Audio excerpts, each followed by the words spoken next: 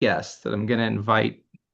I'm going to invite three guests to join us in the conversation. And y'all can put stuff in the chat and everything, and we have some questions at the end. But I want to invite Beth Kaiser, who was the artist of the Life Making Guide. She's going to talk a little bit about some of her watercolor, which you all saw is absolutely beautiful. Uh, and we're going to invite Brandon Black, who's been a colleague of ours for years. And Brandon helped organize some of the thinking and ideas. We'll talk about that a little bit. And also an amazing artist. So we'll drop, I think, Brandon, I'm going to drop a link to your blog spot in here. So if people want to get connected to Brandon, he does a thing called Drawnversation, which in our world is called graphic recording. And if you go on here, this link that I'm putting in there, you'll see what he does, and you can scroll down and see all kinds of stuff he used to do when he worked with us at Starfire, which is now Inclusion Seekers. And then, of course, without any further ado, we'll invite my much better half and beloved Bridget to join us. And she'll be talking about some of these ideas as well, which she helped formulate. So we're glad you're all here. Thank you for making the time. We'll keep it to 1 o'clock, or we'll go over whatever works. And just want to start by saying we organized this whole thing around two questions. And then I kind of have like a third question, and really we have a million questions, but we'll just keep it to kind of three, and one you're not allowed to talk to anybody about because it's kind of still secret. But the first question is, how can ordinary people do ordinary things that help everybody feel good about being alive? That's what we want to know. How can people do that? Everyday people. And and the secret question belongs underneath that one, which is kind of this question we've been having for a few years, which is, how do you liberate the spirit and goodwill of volunteerism from the traps of the institution, right? Like everybody wants to volunteer and help, but it always goes to institutions and organizations. And we're wondering if that can just like be something that creates a general place in community and neighborhoods and families, right? So we're really curious about how do you liberate that stuff. And that'll be some of our work going forward, which is part of this guide. And so the guide then came out with the other big question, which is, how do we share what we know about community building with everybody else? So we typically do work around inclusion and thinking about people with disabilities having more connections in their lives. And for this guide, we're like, wow, we need to start thinking about culture. We need to think about how everybody can build the kind of world where everyone belongs and it's easy to belong and no one gets sent away, right? So that's the kind of genesis of this. So, Bridget, could you talk to us a little more about the genesis? Like, so we learned a bunch of stuff and they kind of got mashed up and they're here. So could you talk to us about that a little bit? Well, sure. Part of our journey, probably throughout time, for those that know it, we were learning a lot. One of them was John O'Brien's Five Valued Experiences was a big focus for us for a long time when we were thinking about our programming and services. And then we started to learn trauma-informed care, and that came with five resiliency factors. So then all of a sudden it was like, well, I think we're doing this already, like by following John's um, valued experiences, and then the resiliency factors. We had asset-based community development. So it's kind of all of these things kind of being combined and put into action in different ways, like with highlighting. But the resiliency factors and learning about trauma is really important. We realized the need for that, like to be thinking of these things. We knew people were impacted by trauma that we were working with, whether officially or just knowing in community. Everybody's pretty impacted by it. But so that was one of the things we were learning and trying to put into place and kind of build into our work and just our way of being in the world and being with people. That's great. So I'm going to share, Brandon, I'm going to share because this is where you kind of come in. I started wondering about Bridget's mashup of ideas that she just talked about. And you and I were like, okay, we got to figure out how to organize this, right? And so you all, what you're seeing now, Brandon, tell them what this is. I got seven pictures. These look familiar to you, right? You remember these. Yeah, yeah, absolutely. They're in my. I still have them, I think. Um, and well, what I remember is, you had this really thick, you had lots of documents, and we were getting real technical. And we start kind of circling around accessibility, like how do we really get to the meat and the heart? And so we start um, thinking about how to just get all of the ideas out of our heads and in front of us so we can all be on the same page and really think about this in a visual way. And so we were getting all of the information out of our heads and onto these boards so that we could workshop it in real time. So as y'all see this, like we started with how do we even lay out a book like this, right? Do you do you remember, Brandon, when we were trying to figure out what to even call it? I do, yeah, because there was this particular term, death making, and so two terms. So death making was a term, and then the other thing that I really think about was um, how do we. So gifts. Now that you show that, that was another really big conversation. Yeah. Um, but ultimately, it was like, well, how do we make sensory rich? Like sensory richness is the key, and what we learned in trauma informed care and things of that nature is that so much of what gets embedded in our experiences and trapped in our bodies is memorable because of trauma. So there's these trauma associations um, that really drive. A lot of conversations about how that drives behavior, culture, habits, things like that. But on the flip side, is that the same is true for good experiences too, right? We have a scent that can trigger positive memories or positive thoughts or positive feelings just as much, but there's not as much coinage for that kind of thing as there is like the trauma and the death making stuff. So we were looking for the other side of that spectrum.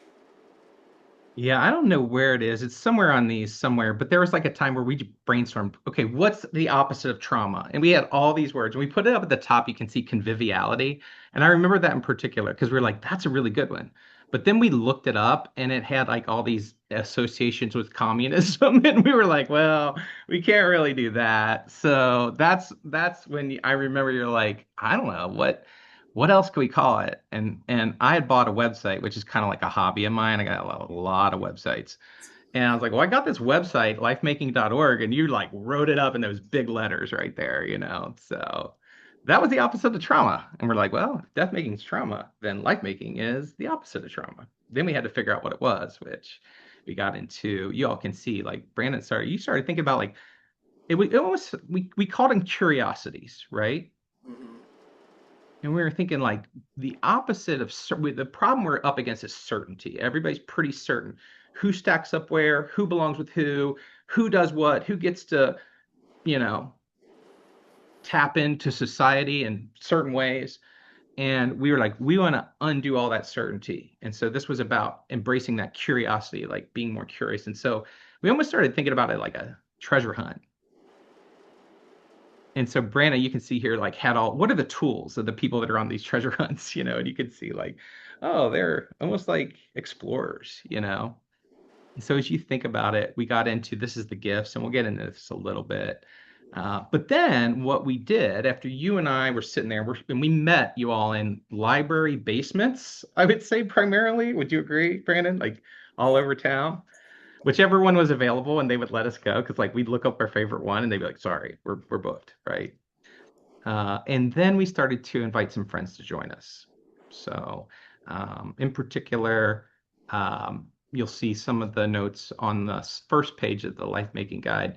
Ashley came with her story, and Carol came with her story, and Kyle and Tammy came with their story, and then Cashel and Julia and Alicia and Danietta came with their story.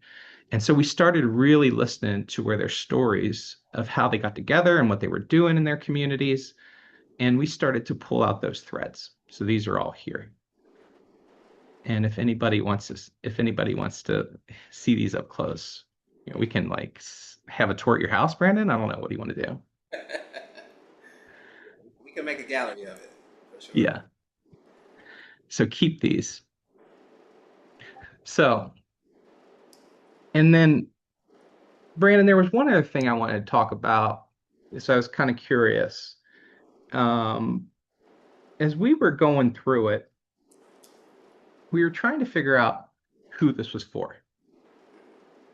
And you all probably know this, as a lot of you are insiders in this work with us. But we were really struggling. Is this for people with disabilities? Is this for their staff? Is this for their families? Is this for and Brandon, I mean, for you, you really were adamant. I want it to be for everyone. Could you talk about that? Yeah. Well, when we think about this term ordinary, right? The ordinary citizen or the ordinary folks. Like I love language, I love words, and so what we're talking about when we say ordinary is non-professionals, right? Non-experts. And when I worked at Starfire, I remember um, we would sometimes have turnover and in our staff, right? And that it would be like, oh no, we lost, another staff. But I would kind of see it as like, but now we've gained another ordinary citizen, right? Like we've got somebody who is a part of this culture, but now they live, they're living a life with these characteristics and these values, and so um, for me it was always it's important to think about it in terms of conditions for success, right? In my work as a staff at Starfire, I was trying to plant these seeds of cultivating, inclusive culture and cultivating, and finding those people who are amenable to that. And then what we know in our hearts and in our experiences is that people have a hard time just connecting with people. It's not that necessarily people have a hard time connecting with people with disabilities. It's just that if we didn't go to high school with you, right? If you're not a part of our family, we haven't really been practiced. If we didn't play t-ball or soccer, right? If we don't have these kind of forced associations that can later grow into other bonds, uh, we're not really well practiced at just meeting people and getting to know each other. And so I felt like it was less about throwing the seeds everywhere. There's this parable I love that talks about scattering seeds, and the seeds will land in a place where it's really hot, and they'll sprout, but then they'll shrivel because it's so hot. Or birds will eat them up, or they'll grow in the thicket and won't have room to grow. And so the soil where you place your seeds is really important. And so for me, this became a soil thing. How do we create those conditions of success um, that culturally allow us to practice being open and amenable to meeting neighbors, getting to know each other, to like becoming community? Because if just history has taught us you can't legislate love, you can't command culture, but you can cultivate it. And I think that begins with the soil. Yeah. And I think that was the impetus behind this being for everybody. Yeah. And you all know there's some tension there, right? If we make it for everybody, a lot of times we might accidentally leave some people that have already always been left out. And so that was the fear. And I remember, Brandon, you said, no, we're going to start first page. We're going to acknowledge how much that we have learned and appreciate the struggles and successes and contributions that human beings with disabilities and their families have made to our world. And then we're going to say, this is for you and informed by you and inspired by you, and it's for everybody else so that everybody else can kind of take that on, right? And I was just so liberated by that. So thank you. 'Cause I was like, no, what are we doing here? So it's really great. Bridget, so speaking of language then, so Brandon's like, hey, staff leave, they go out in the wild and they kind of like can be ordinary citizens now. And that's kind of one of the things that we started thinking about. How do we get this into ordinary language, right? And so what you'll notice about is this life making guide that we'll share here. It really is our attempt at putting some of this stuff in plain language. And so, Bridge, could you talk about how you got to those four curiosities in that plain language? Ooh, good question. How did we get there? So one, I like a lot of brain science and I like the research studies and things. I don't know that I'm as good, Tim. I think you're much better at taking things and synthesizing them than I am. So you probably helped get to those simple things. But we've always been aware of that. Like we've all been in meetings. If you don't know the letters and the acronyms and the things, like, right, if you're in a different, if you're coming out of sector or out of state or wherever, letters mean nothing. So I think we've all probably had that experience and just being very conscious of, I want my mom to understand this. I want any, like, if this is for everyone, then we got to keep it in language that anyone can understand and keep it to that level.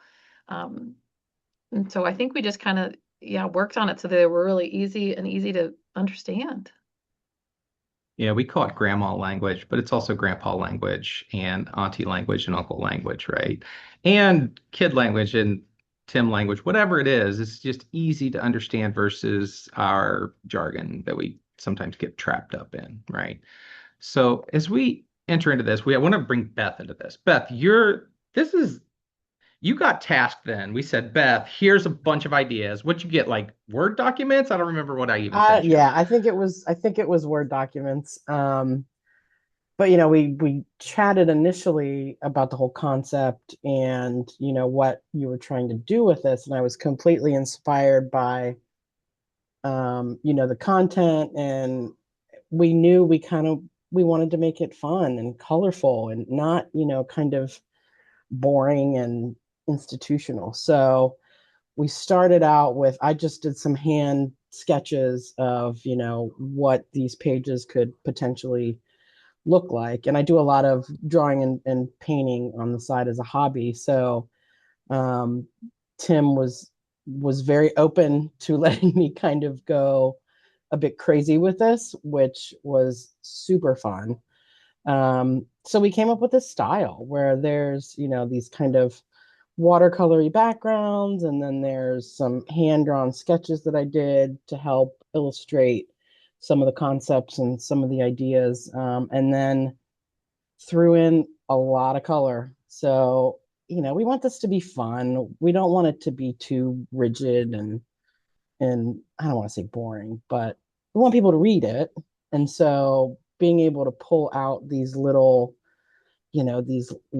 sets of words into little shapes, I think helps people kind of scan the whole thing versus reading just one page with a ton of copies. So um luckily y'all let me go a little crazy with this. So it was a lot of fun. It was honestly a ton of fun. So each page is different. I tried to keep like a similar color palette for each of the four sections. This one's this kind of greens and that one's kind of pinks and oranges. But um, yeah. We're And not, then we we're not get, going oh, sorry, I was gonna say we get to the end, but Tim's not We're not ready going to to go share there that yet. yet. Hold Yes. on. Oh, yeah, hold on. Because I want to tie that thread between the everybody language, the human language that we try to put technical scientific concepts into.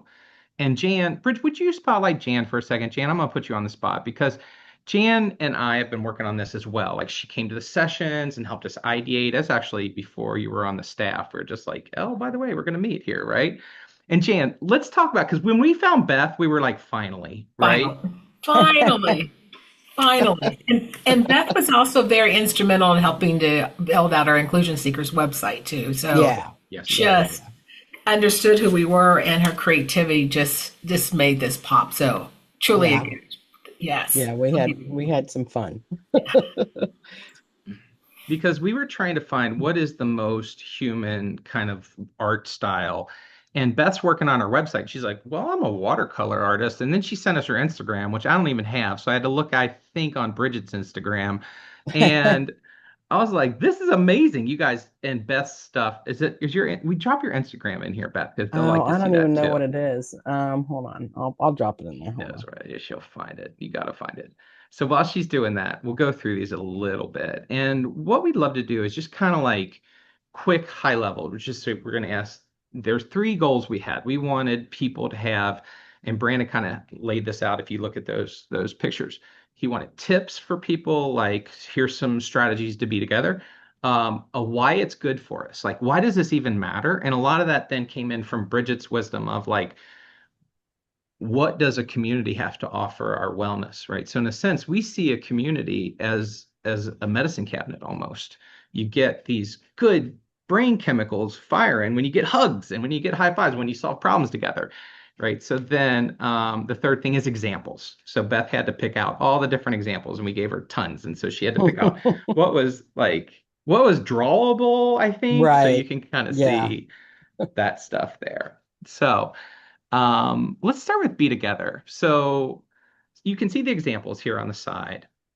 And we talk about doing things that you typically do alone, but you invite somebody to do it with you. I had coffee with a guy in Cincinnati. He's probably volunteering all over the place. He says, Tim, I'm going to help at the homeless shelter. I'm going to help at the food bank. He helps, he visits people who are in prison, and we're talking about this. There's in Catholic faith, there's like this corporal acts of mercy, which there's seven of them. And he's doing like four of them. This guy's amazing. But he said, I never really thought about inviting somebody else to go with me. Right. And so be together, do these things together. It might not be that, it might be yoga, or like you see here, planning a neighborhood rock concert. Um, Bridget, talk about why that's good for us. Just a couple highlights. Why is it good to be together? What is it about that? Well, there's plenty. So one, to go back to the resiliency factors, having good, positive people in your life, that are there for you in tough times. You got to start somewhere. So if you do everything alone, when you're having tough times, if you don't have people around that'll support you, what do you got? Like it's too late then, right? So there's that, but then there's also all kinds of studies. Like there's a Harvard happiness study that's basically like, we can talk about our health and you can talk about all this stuff, but it really comes down to our social connections and how we feel about how our social relationships are really the big determinant for your health and well-being and long life. So that's why. And it's fun. Like, I mean, honestly, to me. Yeah, and we used to have this saying when we ran a day program, which is, what are we doing with all these life skills? Like we're teaching people how to cook elaborate recipes, but they're eating alone. Like what's that? So if you were just like, well, Right. let's make the most basic things, but we did them with other people, that would even be better if we had a bunch of people in our lives, but we couldn't cook gourmet meals, right? Brandon, Beth, anything to add on the Be Together front here? No, I mean, me personally, what I loved about it was that they were very concise, quick, easy things to do. Not something that would take a lot of your time.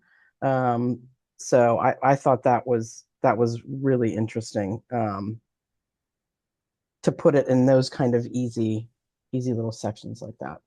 Yeah.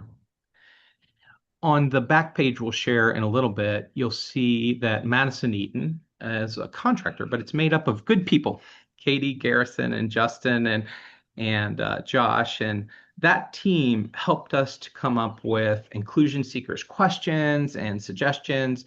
And so they really helped drive some of this content as well. So you see these reflection questions. Those are things we came up with in collaboration with them. And really terrific things. Why not be the one to reach out first? What do we have in common? You know, how do you create more opportunities for people to belong? Just a wonderful, wonderful team we had making this happen. Brandon, anything to add here? You're on mute, though. Yeah, the main thing was practicality, giving people something really practical and little tidbits to implement right away. Yeah. so the second chapter is this turn toward gifts, right? And so a lot of this is kind of almost asset-based community development 101. But again, that's a big long word. And you say that to your neighbor, and they're going to say, what are you talking about? And you then have to say, this is an asset, this is what community development is, and asset based is a hyphenated word. It's all this weird stuff, right? So we're just like, let's use the hand, head, heart, the gifts that people have to offer. And let's start thinking about a world where people are together all the time, basking in each other's goodness, right? So what do you have to offer there, Brandon, Beth, or Bridget? I love it. I mean, who doesn't love a good cheat code, right? You get, as a former Nintendo player, you love a good cheat code. So this is just perfect, bite sized and easy to again to access. Bridget, speak about affirmation too. Well, I think everything is everywhere we go, we have the opportunity to tell someone what we appreciate about them or affirm for them what we see, and how important that is to all of us. So I don't think I'm alone in sometimes feeling like I'm not good enough. I didn't do that very well. Maybe I shouldn't show up. Those kinds of doubt, self-doubt, and inner like the negative voice in our heads. So we're all kind of working against that, and we can be that stronger voice from the outside to acknowledge it. Um, and I mean, like, I remember asking Brandon, I'm like, Brandon, when did you know you were an artist? And I think, was it a tiger? Somebody paid you, like an ant, maybe? Like, Um, right? Like, $10. 10 bucks, right? Like, these are simple things that, like, just a simple acknowledgement, even as a child, like, this starts early, right? Somebody says you're good at it, or, oh, you did a great job. Somebody affirms that for us, and then we start to believe in ourselves, right? Like, I don't know that I don't know. I'll find the research study, guys. I'll bring it back to you. But, like, internally, do we believe in ourselves, or it takes these influences from outside that we start to say like, oh, I am a good artist, or oh, I could do this, I should do more of this, or so I think those gifts, and I love, within this it says like everybody's got a gift, we just got to acknowledge, like, be the gift seeker, right? Like, you can be the person that acknowledges that for everyone that shows up. Who doesn't want that person at their party or at their gathering? The person that says like, I'm so glad you're here because look at what you just did. So those are some things. It's just when I talk about like, there's the generic, oh, I'm glad you're here, versus like, oh, thank you, and the appreciations for like specific things, like, and noticing things that maybe other people don't.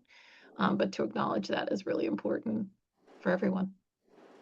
And saying it out loud, right? Or we had a mentor that used to say, talk well about people behind their backs. Like you just like, you should see Beth's watercolor, right? We just thought she was a website designer, but heck, she really has a lot of talent there.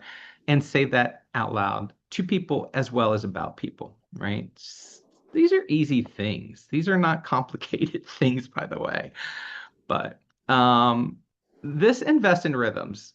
This is really interesting, at least for me. So I'm interested in how do you build a heat map of sorts, right? If you can create rhythms that happen all the time. So there's these studies around, we have a sense of future. We have something to look forward to. You all know this. When you got something big coming up, the Reds are going to beat the Phillies tonight. We're all excited about that. We can't wait. And we're going to send a quick text to Shauna, and she'll share it with Preston about that. But when we have things to look forward to, it kind of pulls us out of a hard day, or it gives us something to wake up to the next morning, right? And so these patterns of meals together, or things that happen every Tuesday, or things that we have a planning meeting to plan the big party, or we have the big party, it's annual, or something like that. These are rhythms of time. And then there's rhythms of space. And we're like, wow, we had this family up in Massachusetts, Mary Ann. She's brilliant. And she designed a map of her whole neighborhood. And she had this like party. And the cool thing is that every place around the neighborhood had something else cool going on. And then she activated other neighbors to host things that weren't necessarily in her yard, right? So if you imagine that right out front your front door, there's your house, and then there's a neighbor down the street, and then something's going on at the library, and something's going on at the park, then it becomes a pattern of space and time, and these rhythms help. So, what do y'all think about that, Bridge, Brandon, Beth?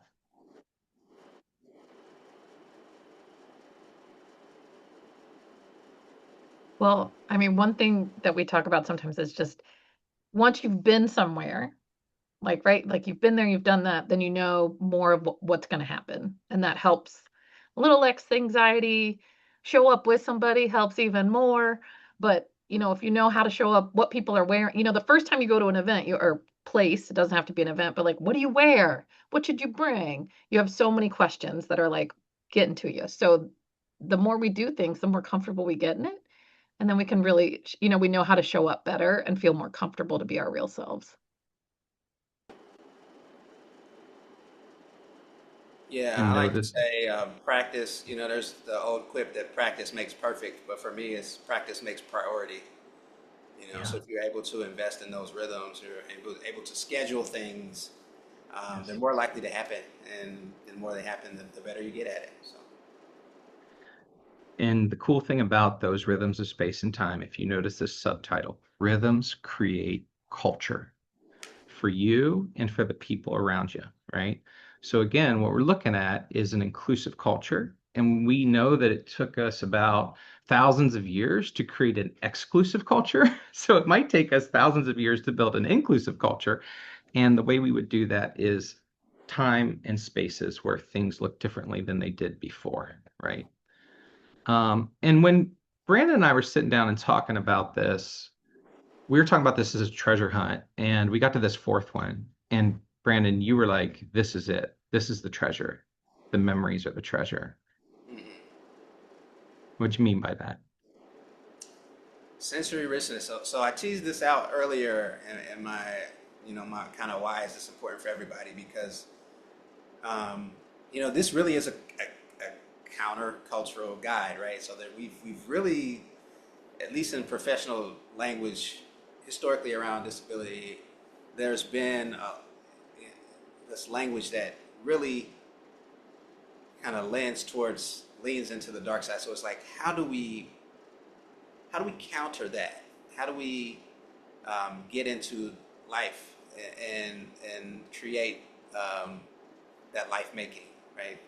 So the anti trauma, which is ultimately love, right? How do we um, key into those good times and those good memories and allow us to lean into that? So for me, sensory richness is just kind of the key, the thing that cements it all, right? And allows um, for those feelings of the feelings that are behind love and community to permeate, and then also be transferable. Bridget, could you talk about the brain science of this? I mean, this is really critical. It's kind of like Brandon mentioned a little bit too, right? It I just mean, the memories sink in. yeah, I mean, the more your senses are engaged, the more strongly you remember things. Like, I mean, I think we've all probably had that sense of, you smell something or, like it takes you back to a time and place or even a song. Like there's those things that are, I think we've probably all had that experience. So, there's the science that shows that. I should, so they're just powerful. And there's plenty of things that you can think of, like what isn't sensory rich? Like to think of like, if this is what we're looking for, what is not sensory rich? And to the point, I think Pam just put like, there's points where rhythms and if you're showing up going to work every day in the same place in the same building isn't sensory rich, right? Like we have to step outside of our normal routine. Things that don't happen every day are become those memories. So, and everybody deserves to get these memories, right? We all want them. This is what makes a good life. Yeah, and the things that pile up in memories, right? The memories pile up, and that's the story of your life, right? And so these memories get created when we're together with other people in our best selves and good selves and embracing each other's, you know, goodness. And then we do that over and over regularly. And all of a sudden we develop these memories. And now we have essentially somewhat of a guide for life. So I do want to ask you, Bridge, because I think it's helpful to always just notice the cynic in our head.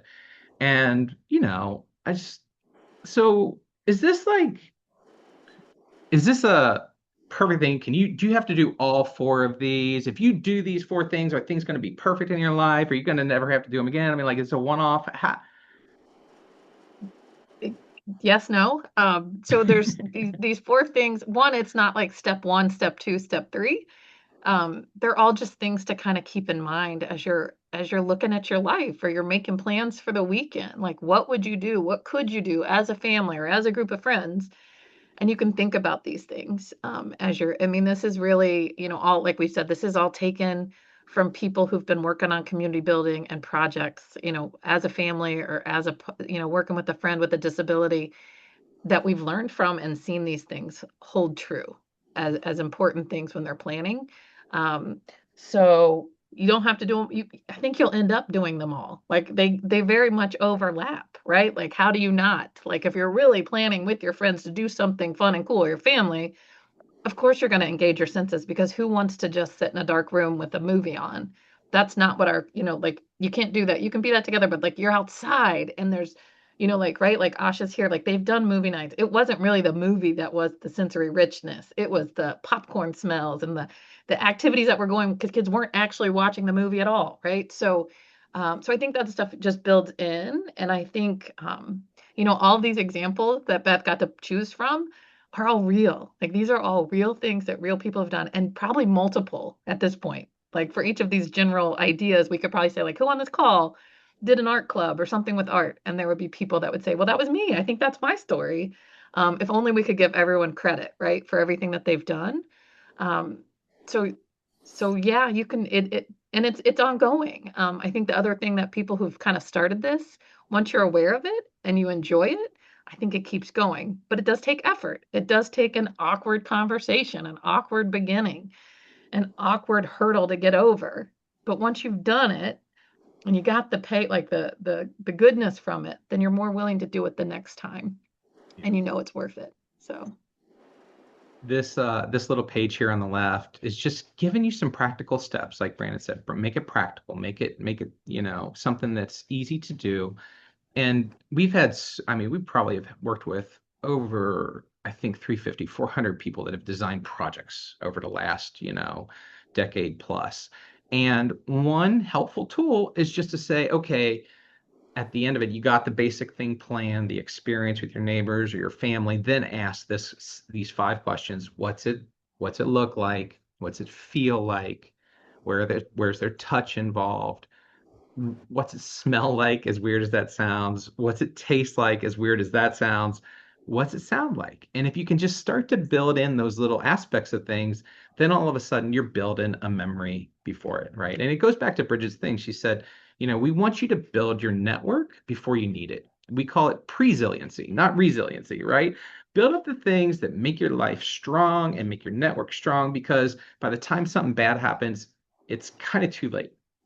We need those networks and those people in our lives now, and we need those memories that we share with them so that we have those things to kind of fall back on. So this is, the kind of end, except for then we asked Beth, we were like, okay, Beth, this is the big thing. This is where Beth, you didn't even tell me, like you didn't show this to us for a long time. This is the No, last thing Beth showed us. no, no, So no. you took it all together. Tell us about, like, we're gonna flip the page when you say now, okay? But you tell us what you were trying to do here, and then we'll Right, flip the right. page when you tell us. So we talked a lot about this idea of community and how could we illustrate this so that it gets all of the four ideas all into one and all of these little activities into one thing. So I came up just with this idea of basically, a neighborhood, right? And then there are different activities going on throughout the neighborhood, that a lot of them that were, discussed in the chapters. And so did a sketch of that and then painted it in. So Tim, you can flip the switch Joel, if you want to. Yeah. look at that. Who wants to live here? Yeah. I want to live in that place. And what it takes is everybody in the place is making it happen. Hmm. We kind of had a little debate, like, what should we write on the mural? Right. And those are the only words in this picture. Yep. It's up to us.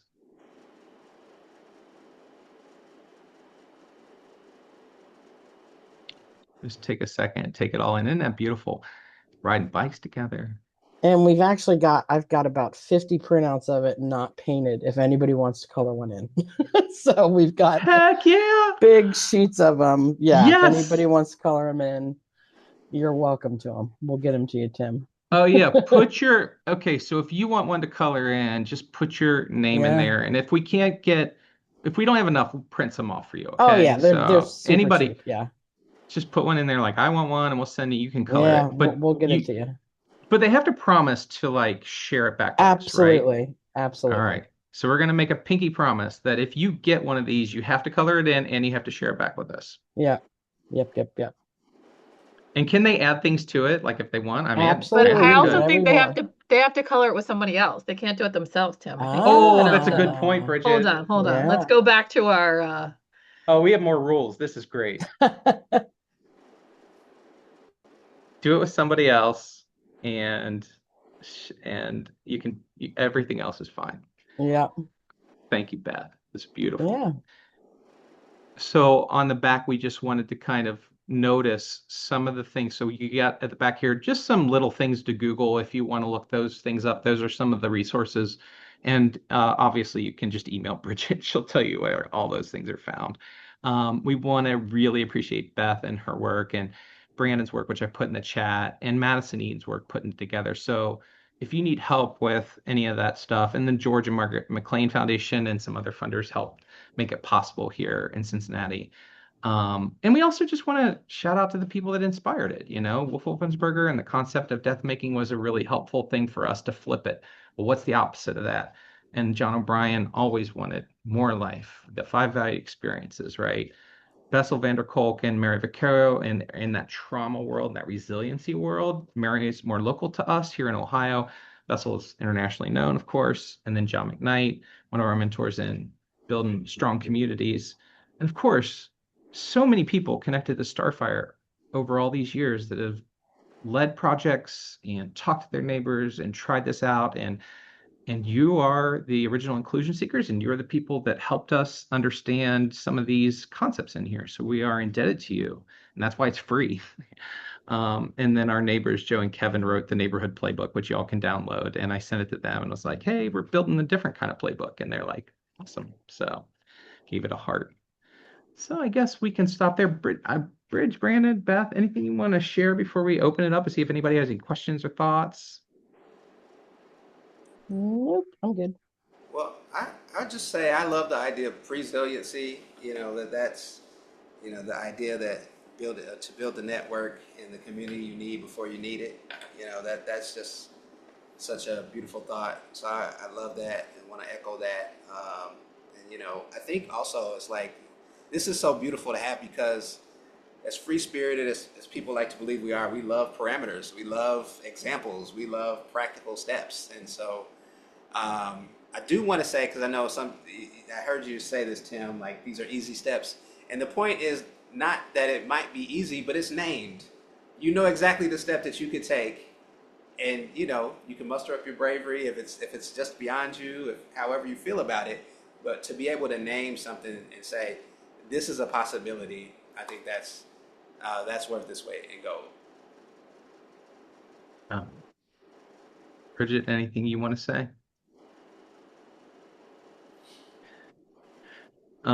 I want to just share this real quick too, because it might not necessarily come across, but this is the website where you can download your own, or you can read it with this hazing link here, which is pretty cool. You can share that link with anybody. But notice that any of the QR codes in the whole guide are going to take you straight to this page. And here's why. As you scroll down on this page, this is like supplemental stuff. So you can see our friends Cassandra and Nestor and Troy and Sophia did a dog party, and there's a blog post. It's our 4 commitments for how to build a new kind of energy outside of, say, traditional disability mindsets. So that's a blog post right here you can click on, and that's for chapter 1. Then there's chapter 2 and 3, which we have some, blog posts there and really cool stuff that you want to. I mean, the Seuss's are on, and their blog post is linked there. Um, and then there's Monique and Bridget did a cooking club here in Cincinnati, and her video's on there too. So those resources are free for you to click away, and they're all on the same page as the handbook, the guidebook. So cool. And I think, All Tim, right. wasn't the idea that you'd kind of keep adding to that page with new things as you get them to? So Absolutely. We'll put yeah, everybody's hand-drawn version of your community on there, Beth. right, Yeah, we'll just nice. stick them up there. You're the All you're right, the webmaster, so as that's long as true. you can do it, I can add you it on tell me there. if it's possible. I got no clue. It's possible. Yes. All right. So we'll just open it up. Thoughts, questions, reflections. Nancy's got her hand raised. Very orderly. Thank you, Nancy. Normally, I just cut in. That was unusual for me to raise my hand. Anyway, two things. Just a affirmation that having been just part of this community for so many years, this workbook synthesizes so much in a simplified, beautiful way that hopefully will activate people. And I just want to affirm that all aspects of that work is just phenomenal. And where my head goes is just my head. I read it this morning on the computer, the book, and I thought it was great. But I know a lot of people that wouldn't read it online. And so, do we just print it ourselves and give it away as gifts, or are you going to have these printed so we could buy them Yeah. printed? Oh, that's a good question. So I actually put it up on a company called Blurb, and I have a proof copy on the way. And it looks like the proof copies are like $7 or something. So what we'll do is we'll send the link out to everybody who registered for this when that is approved. Well, once I get the proof in my hands and make sure it's not like, stretched or weird or anything like that, then I'll send the link out and anybody can buy their own printed out copy of this. Yeah, good question. And then Tim, if we're, work at an organization with a little bit of cash laying around and we want to print some, do we have permission to do that? Print it just the Yeah, way it is. And if we need, absolutely. we need the link that comes straight from the people with all the dimensions and all that, you'll get it to us. And we Yeah. can, Yeah, you can print it as it is. I don't know how to do that. The PDF, you can print it as it is, absolutely, and share it. Share it with whoever yeah. wants it. It's a free guide. And then when that blurb link comes out, then we'll send it to you, and you'll be able to just order however many copies you want. And we also Yeah, have I a think we have a little local printer that might be able to do yeah. better than $7. And so I was thinking if we Yeah. and I'm also thinking of ways in which we want to share this, right? Where, we do intro to Yep. SRV sort of stuff when we do, Hmm. how Hmm. roles make sense, that we might want to have those on hand. And we don't have any cash laying around, but sometimes I find it to make things like this happen. So Yeah, that's Yep. just one. the online version is not low res, but it's lower res. But we've got a super high resolution version that we could. I mean, I can just set that up for print. It's giant. I mean, it's like 700 meg or something like that. But we can find a place to put that in multiple formats of how printers usually like them. Cool. Yeah, As long as I know where to find the people who have the thing, then I'm good. yeah, we got. Yeah, I'm the person that has the thing. So yeah, and Tim, obviously. Well, I only have it because you gave it to me, and I didn't have the 700 meg. You gave me a 32 meg. I thought that was huge. Yeah, that 700. one, when I saved it Sheesh. again, I'm like, why is it smaller? But it looked You call fine. that So, small, Beth? oh, no, yeah. Yeah. Yep, Pam. What you got? So I appreciate your conversation about who's this for, and you're kind of toggled between some different realms. So obviously sharing it with the disability support world is kind of an easy one, but where else are you pushing your wares? I mean, who's on the call? But yeah, I mean it applies. That's partly I think what Brandon your goal was is let's acknowledge the source and affirm the source and then say, but it belongs everywhere, right? So you could imagine it in all kinds of human services, obviously, but you could imagine it with faith communities, you could imagine it with neighborhood clubs, you know. What are your thoughts on that, Pam? Oh, I mean, no, I think yes. A lot of times I think these internal systems or worlds are doing the work, but it's community work, and so a lot of things we're trying to do is something that as a society could use it. And so yeah, I think there's no place that this wouldn't be a benefit. So Yeah, thank you. It's 1 o'clock, but we'll hang on. So if you need to go, go. If you want to hang out and chat, that's fine too. Thanks for being here. Thank you guys. Thank you so much. It was fantastic. Thanks. And Thanks, man. I wanted to echo Nancy's affirmation of the synthesis of years and years and years of collected thought and creativity. And it's just fantastic, everybody's efforts. And thank you for inviting me.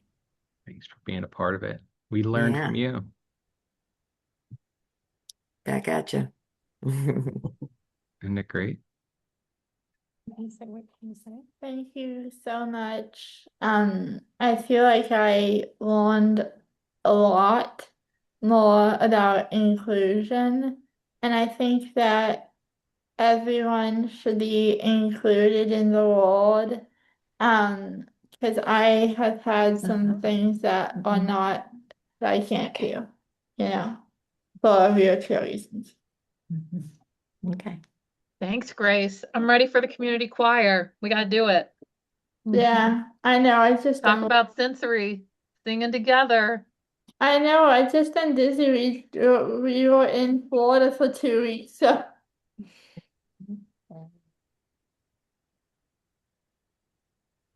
Danietta here. Just wanted to affirm this amazing gift to the world.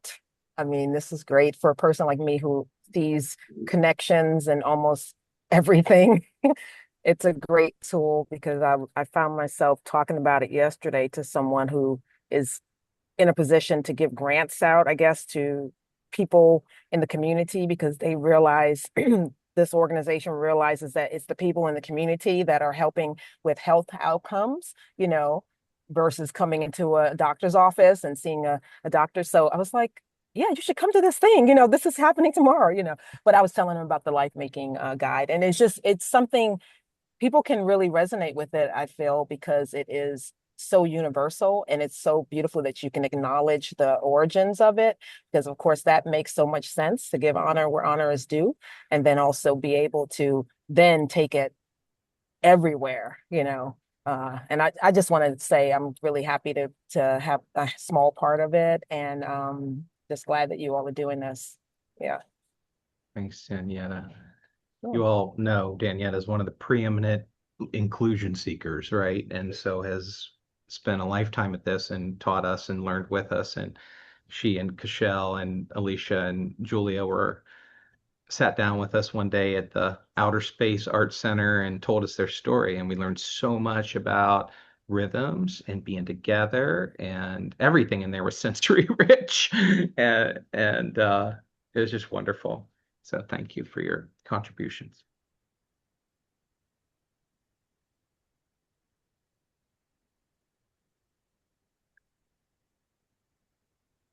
Hey, Tim, this is Hey, John. John Souza speaking. I I want to say this is wonderful. I especially liked hearing this discussion about this is so important to be engaged in before you need it. So many of the people that I interact with come to us towards the very end of their lives, and now they're very worried about who will care about their son or daughter. And they ask us, can you help us find those people? And, the good news and the bad news is, yes, we can probably help you find them, but it's going to be much more difficult if you don't know who they are before you come to us, if you've never met them before. And so often these families are so isolated. They met people along their journey, but they don't realize that just because they're no longer in contact with them, that that relationship is permanently ended. And I like this idea that, you're trying to promote of saying to people, this is a life sharing, life making kind of process. And don't wait until the end of it before you start doing it. And once you need it, it'll be there because those people have now known you, known your family, known your and their community. So it's great. I'm going to really, really, really, really encourage everybody who comes to us to look at this little booklet that you have and say, this is like the how to do it before you need it. Yeah. Manual. Well, I mean, we learned, John, thank you. We learned from your work and Connie's work and everybody up at Plan in Rhode Island, as well as, the people down in Georgia doing citizen advocacy, Rob and George and so many others, that they're answering an emergency, right? And in the Yep. emergency is there's nobody in my life anymore, right? And so for us, we got to go way upstream. We got to say, how do we get these small yeses in people's lives before they need the big yes, right? And that work has to be, as Brandon just said, it has to be named. We got to name that work. And if we don't, then we assume it. It's almost like we take it for granted, right? We take it for granted that these things just happen, but they don't just happen. They happen because of certain conditions. Brandon, you came off mute. What are you going to say about that? I did, yeah. I mean, so I have a beautiful, brilliant, big emotioned 7-year-old who loves dance and music and math and all these things. And when I started working at Starfire in 2011-ish, 2011, 2012, and going through, learning about how to do positive introductions and learning, about community and asset base and start with gifts. When I was doing all that, I didn't know that in 2018 I'd have a daughter who has cerebral palsy. So it really is a thing where you get to this idea of, I remember when she was, when we found out, and I had my big cry, and then after that, it was go time. It's like there's so much possibility ahead because I had been a part of these stories. I had been a part of working with families and members of Starfire to have enough to realize, like, regardless of how this turns out, because there's a lot of uncertainty, like, we're going to be fine. We're going to be okay. And so it is a beautiful thing to give this culture and these ideas to the world, and invest and to continue to invest in them, Because again, you never know what you need. And I'm one who says, one of my favorite little sayings around this is like, what's good for the goose is good for the gander, right? So, and it's the goose and gander, just it's just a slight difference, but um, it's good for everyone, and you never know when you'll need to be that ordinary citizen, or you'll need an ordinary citizen in your life, or be that for someone else. So that's all. Thanks, Brandon. And I didn't tell the whole picture earlier when I was showing you the drawings. It wasn't just Brandon and I meeting at first. It was me and Brandon and Ellery. And so, in a sense, and she's listed as a contributor, and in a sense, she brought the future question to us, right? What world are we building? What are we doing now? And it was always right there for us, wasn't it? I mean, we were just always, it was right. She was right there reminding us of exactly why the heck we're even doing this. Just sitting on a floor or, drawing with you or all the different things. So it's just really a gift and a helpful reminder of what we were after. So thanks, Brandon.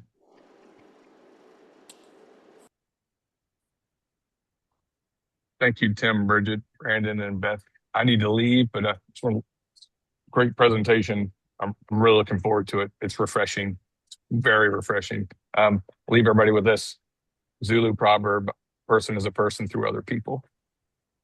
Mm-hmm. Have a good rest of y'all's day. Thank you. Thanks, Rob. Yeah.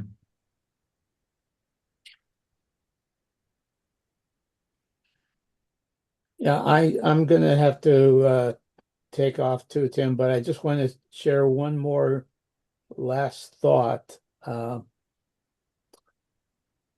Everyone is familiar with this great German or not so great German, depending on what you think of history. Johann von Goethe, the philosopher, politician, whatever. He is reputed to have said, when thinking about the future, he is reputed to have said, "Dream no small dreams, for they have power insufficient to change the hearts of men." And, this idea of this is a big dream. And it's going to take lots of different people, lots of dreamers to actually make it happen. And so it's great that you have a simple kind of guide to the dream.